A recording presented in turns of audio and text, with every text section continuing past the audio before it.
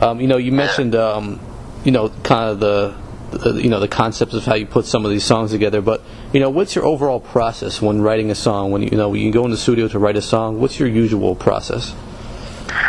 Well, most of the time, I try to have the song before I go in the studio. Okay. So, I have my piano in my living room. Old Faithful here, is where the songs start off. So, the song for Luke, I rather have Bad Night with You. My barber, who comes to my house and cuts my hair, when he first heard it on the radio, he's like, I remember when you were writing that. I came over to the house and you had written them, on this piece of paper, and you had the lines scratched out. So I'll sit at the piano, and I'll try to work out at least the chorus, at least the hook at the piano. We Can't Be Friends, I finish the whole song. So like that, I'll do the whole song before I even step into production. Yeah. But, there's certain songs I'll sit at the piano. So most of my songs start at the piano. Sometimes I can hear a track, or, I do a track, and then I'll write to it. But I would say at least 80% of the songs that I've done have started from the piano, and then I'll like I said, I'll at least write the song, know the melody to the verses, and then I'll start production on it, and then I'll finish it up as I go. Okay. Interesting. Yeah. Another subject I want to talk to you about is the Queen Project, just because, I know you were the one who was conceptualized the whole thing, so I just want to get from you, what was your original vision, when putting that team together in that project? Well, my original thought was, first of all, these were 3 women that I worked with, a lot, extensively, and I am very close to them, very close to their family, know their home number, we talk, whether it's music, whether it's not, fly out for birthdays and different things of that sort. And not only 3 women who I, worked with a lot, but 3 women who are very respected for their voices, and for not compromising. Yeah.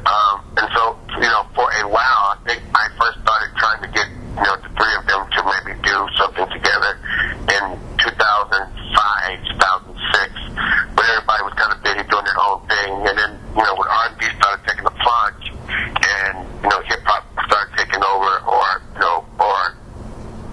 rap, or whatever, or the young sound that, that's kind of out, and then kind of the real singers were kind of getting put on the back burner.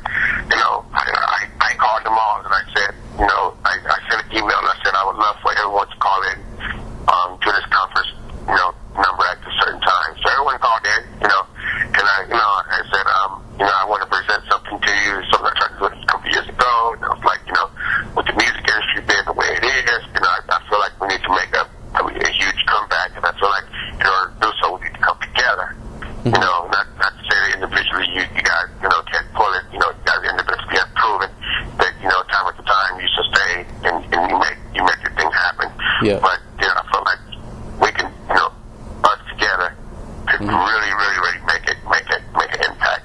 So think about that. And everybody thought about it, and, initially everybody was ready to go, and, come together or whatever. So we was happy about it, and we came together, and we tried to make it work. We darn near had an album done, and, we'll have some problems with the business concepts of how it runs, because everybody kind of had one thing, solo artists are used to running things one way, but we were working it out, making it happen.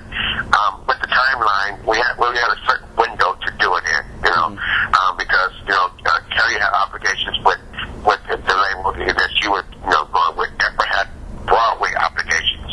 Yeah. She's doing the Josephine Baker story. And so, we had to make sure that we could do the full run and what's going to be put on the album. But it was going to be the Queen Tour, and different things of that sort or whatever. So when it got to the point where it seemed like we couldn't just see eye to eye with the business, and that the time frame was going, was going much over what we anticipated, we decided to either table it or just leave it as a great idea. Yeah. Okay.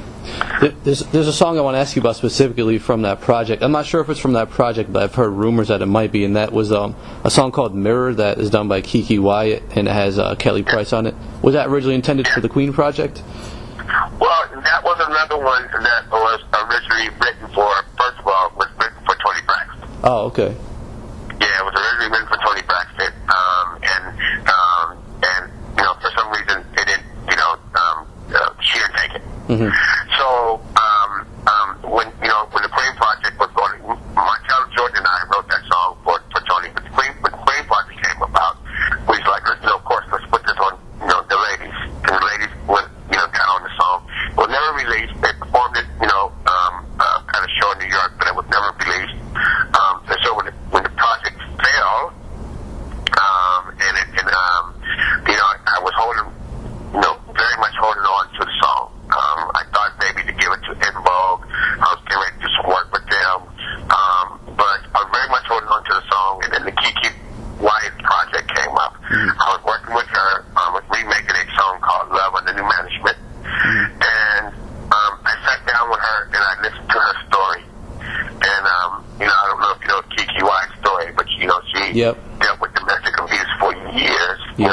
And she had a story, and I loved it, what she was going with and things of that sort. So we started talking about, the song Mirror, and I started talking to her label about it. But I definitely said the fact that now that I have three people, in mind for it, it has to be, the three, there has to be three ladies on it or whatever. Mm-hmm. And so Kelly, we pretty much do almost everything together with now or whatever. We're definitely, down to do so.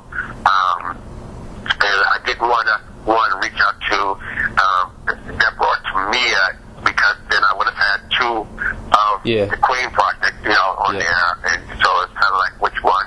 Mm. I only wanted one, and that would have been Kelly. And then with the labels, idea, we tried to figure out what the other person was going to be. We went through phase, and it was time we were talking to Gladys Knight. And then I think we all heard the word tweet. I think we all are fans of hers. And I was ready. I love, this tweet, yes, let's do it. And then so everyone, agreed, and then we got it done. And so it was a beautiful record, and I wasn't going to let it go to waste. Yeah. And there are some more songs that were initially, on the Queen project, for the Queen, that you're probably going to be hearing, from different other artists that I'm not going to let, I'm not going to let go to waste. Yeah.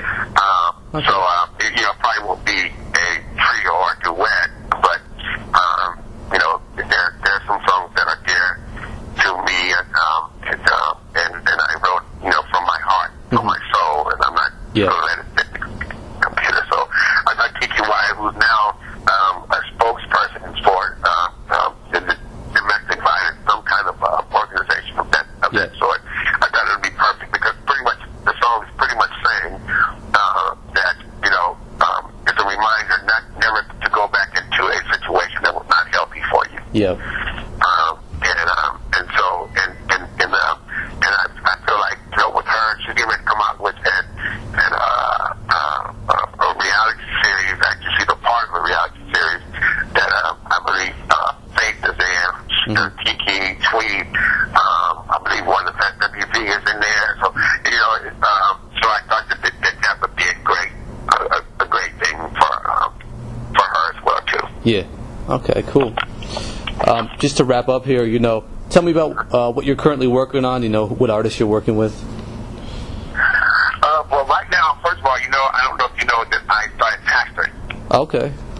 Yeah, I started pastoring October 31st of last year, and so my main focus is uplifting, the people of God through His Word. Okay.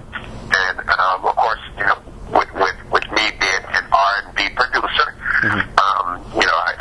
I don't disclaim that. I don't, I'm not saying, I'm not the person saying I'm pastoring now, so there's no more R&B. Yeah. R&B is who I am. Yeah. And if you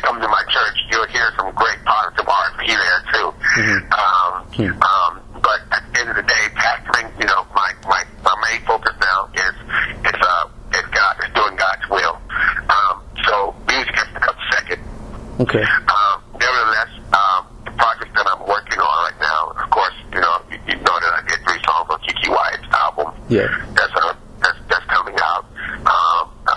You know that I'm getting ready to work with Tamia. Yep. You know, as well.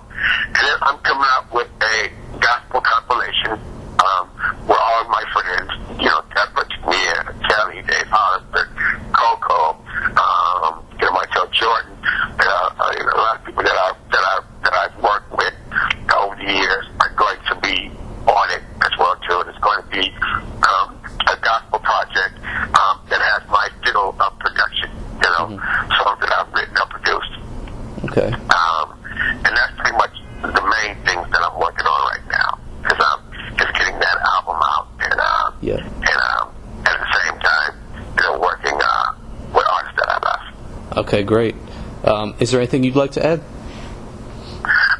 No, you know, I would love to say that, you know, I am going to, I'm always going to, you know, I love, let me see, in this, I love great R&B singing. You know, I'm never bashing the music that's out right now. You know, however, I just want to say to any producer and to any songwriter or to any singer, make sure that you identify yourself through your music, because if you don't have any identity, then you just join into whatever is current. When it's not current, you won't be. Yeah. So just make sure that you got to get an identity, that you'll have songs to play forever. You know, one thing with me is I'm not as active as I was 10 years ago, but my checks are. Yeah. You know, so because my songs still play on radio stations, and I still play well, get ASCAP checks and different things of that sort or whatever. So, you know, it's a blessing when you can write timeless songs that, you know, will last, you know, throughout the changes of the music industry. Yeah. Yeah, that's definitely a beautiful message. I like that.